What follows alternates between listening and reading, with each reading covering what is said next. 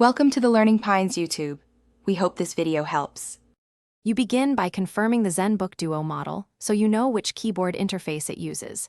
This matters because connectors differ. Once done, charge the laptop above 20% and set it on a stable, flat surface to avoid movement.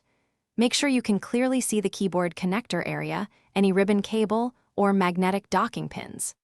This first step prevents accidental damage and prepares you for the physical connection. Proceed only when you have clear access, and the laptop is powered or in a safe state to connect.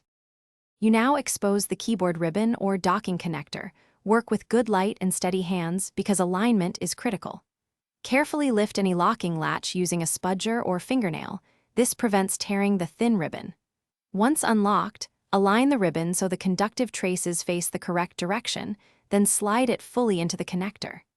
After insertion, press the latch down firmly to lock the ribbon in place. This ensures reliable electrical contact and prevents intermittent keys or failure to detect the keyboard.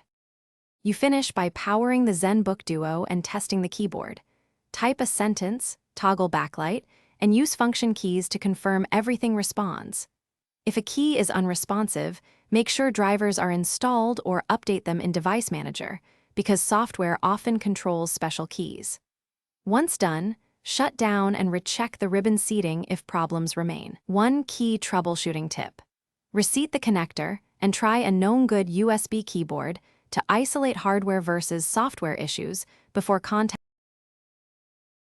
Thanks for watching. Consider subscribing if we helped you.